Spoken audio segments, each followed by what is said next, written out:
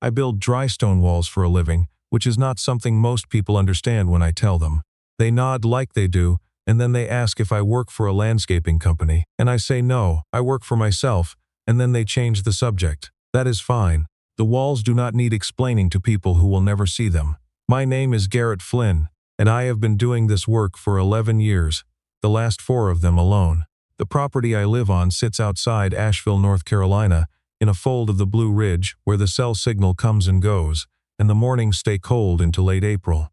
I bought it 18 months after my divorce was finalized, with money I had been putting aside since before I knew the marriage was in trouble, which tells you something about how long I had been quietly preparing for a life I did not yet have a name for. The house needs work.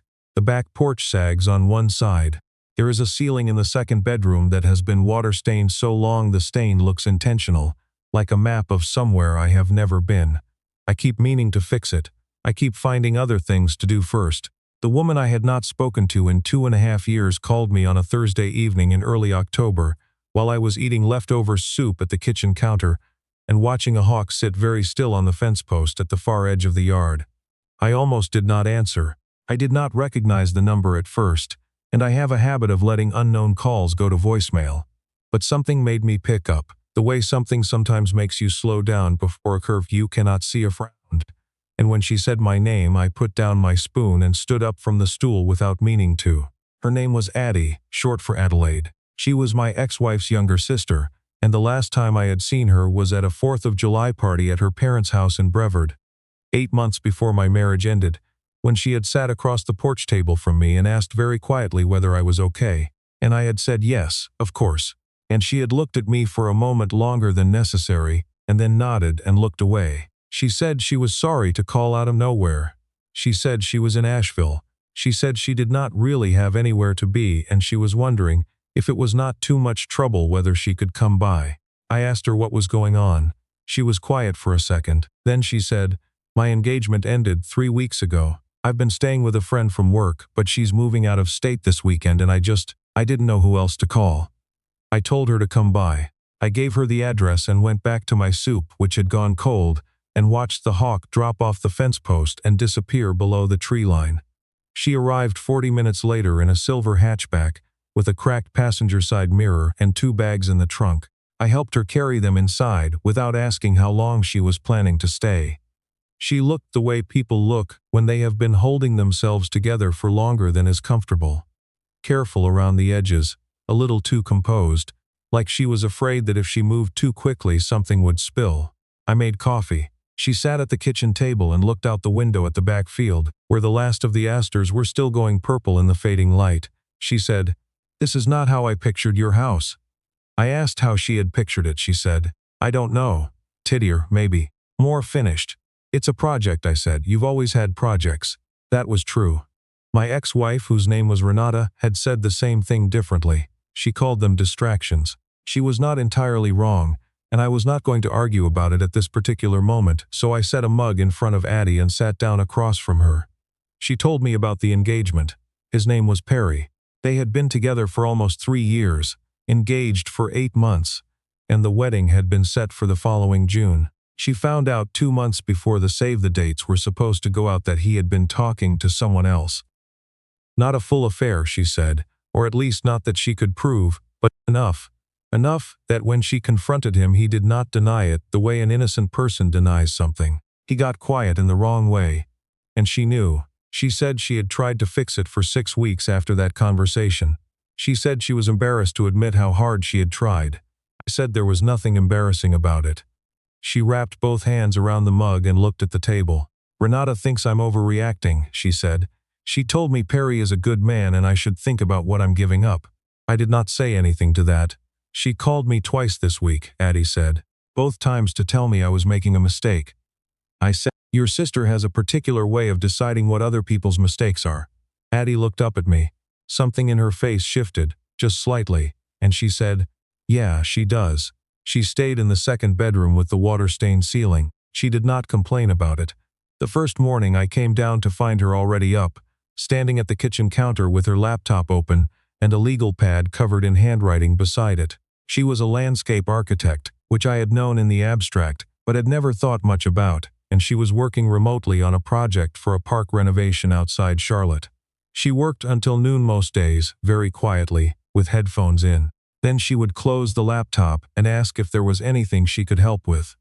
On the second day, she helped me sort a load of salvaged fieldstone that had been delivered to the far end of the driveway.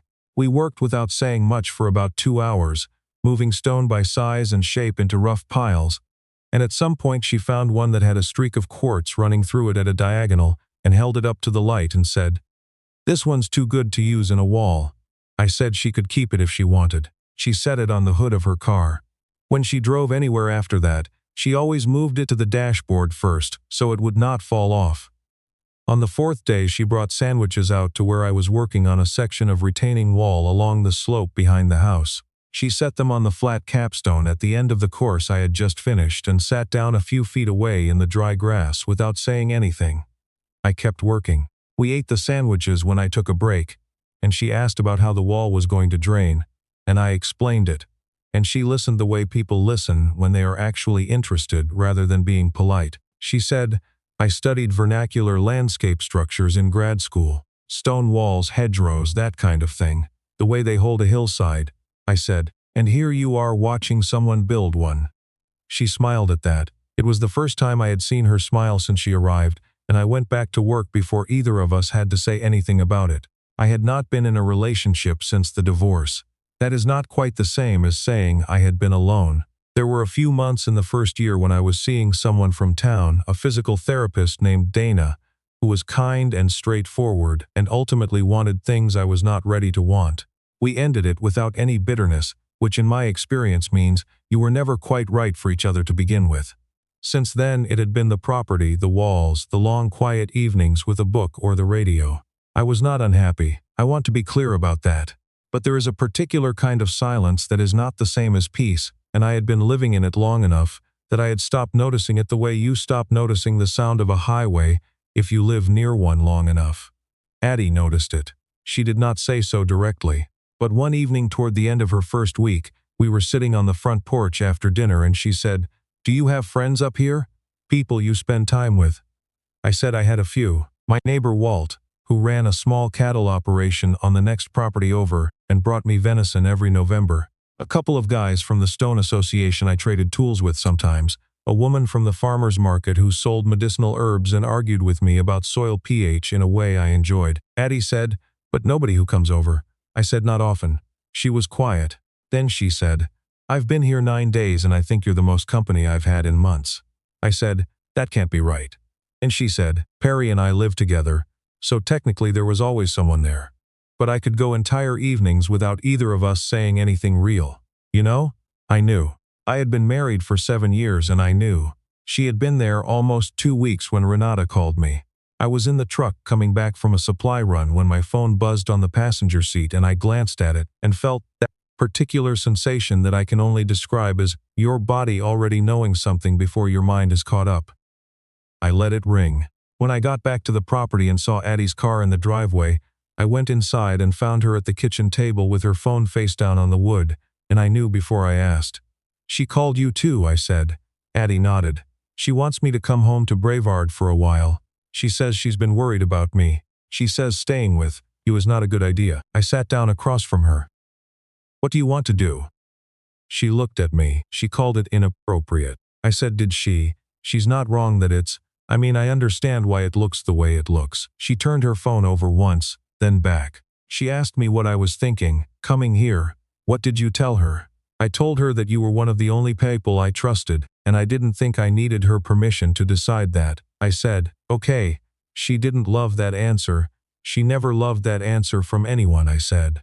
Addie looked at me for a moment, something working in her expression that I could not quite read, and then she looked back down at the phone.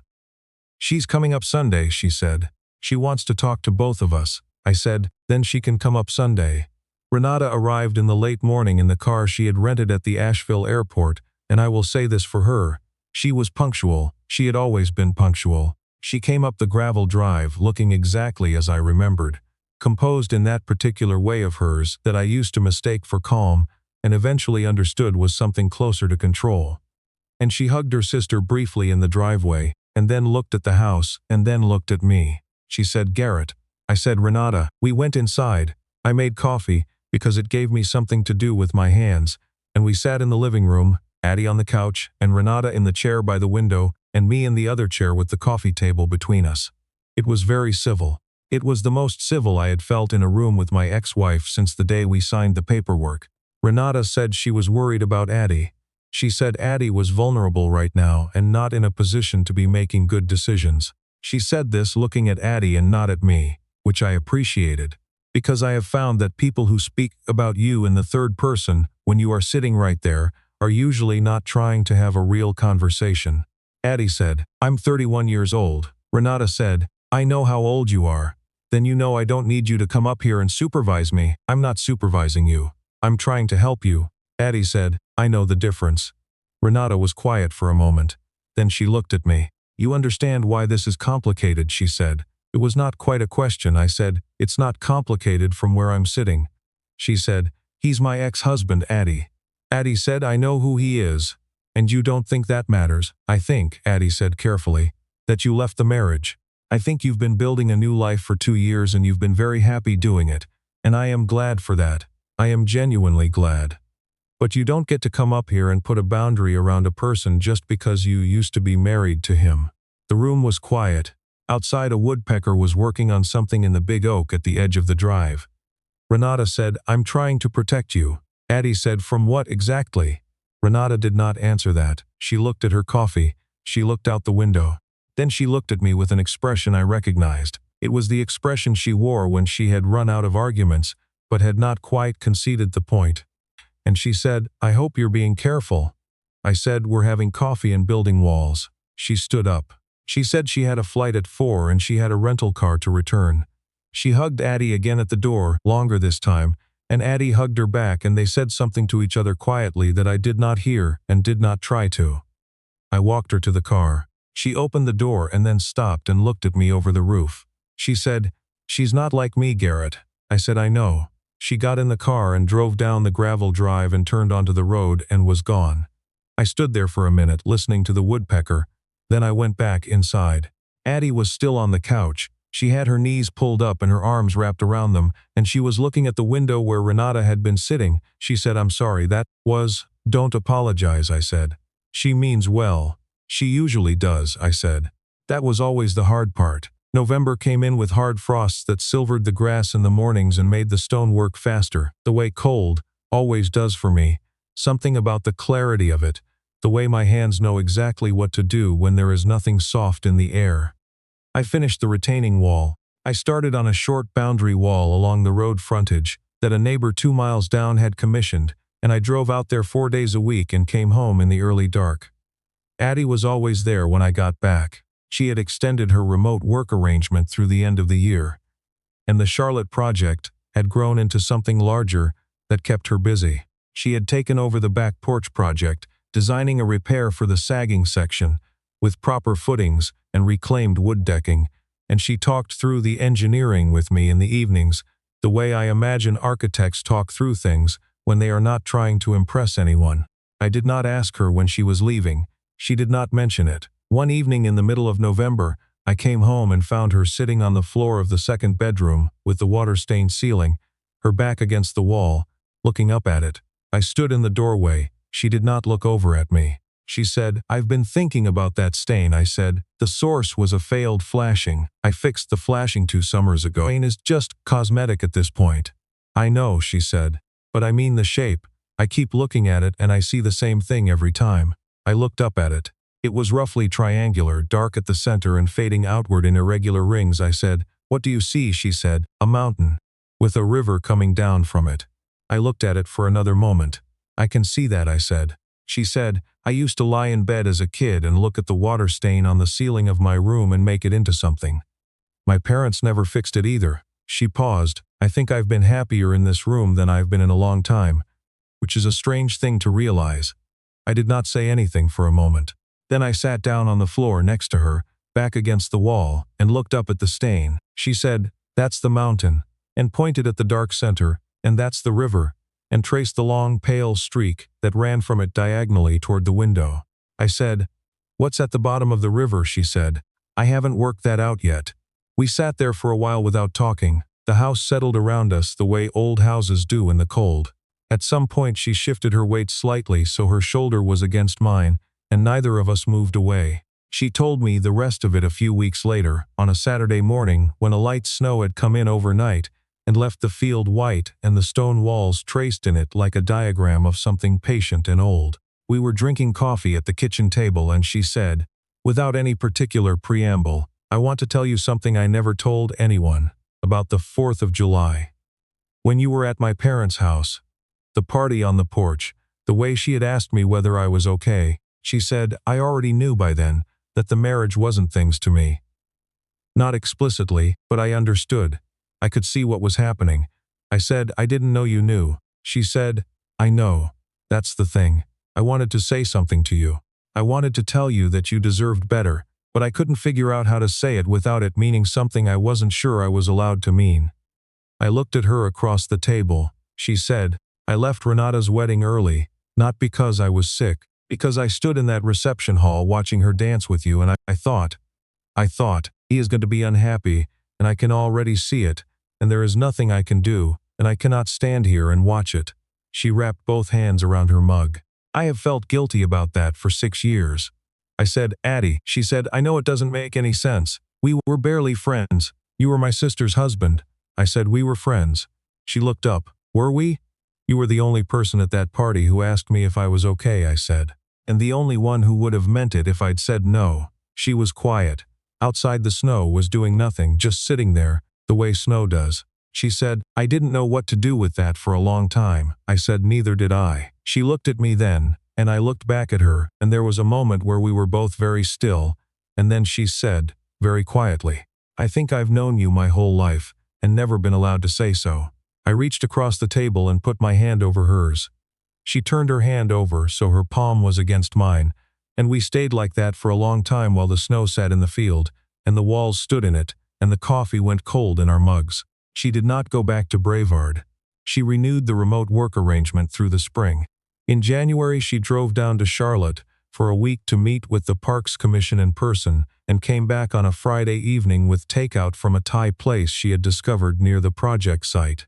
And we ate it at the kitchen table, and she walked me through the revised planting plan for the park's central green, and I told her which sections looked like they would need soil amendment, and she wrote notes on her legal pad in the margins of the plan, and it was the most ordinary evening I had had in years, and I did not want it to end. The back porch repair happened in February, during a warm spell that gave us nearly 2 weeks of workable weather. She managed the project with the same quiet precision she brought to everything. Ordered the materials, coordinated the delivery, talked through each stage with me the evening before, so we both knew what we were doing. The finished porch was level and solid and smelled like fresh-cut cedar, and the first evening we sat out on it, she said, I've never built anything before, not with my hands. I said, you built this. She said, we built this. Said, yes, we did. Renata called twice in the spring. The first time was to tell Addie about a family thing in April, a cousin's graduation, and Addie went down for the weekend and came back Sunday evening without calling ahead, and I heard her car on the gravel and was already at the door when she came up the steps. She looked tired and a little wrung out around the eyes. She said the weekend had been fine. She said Renata had been mostly careful. She said there had been one conversation she did not want to talk about yet and maybe would later.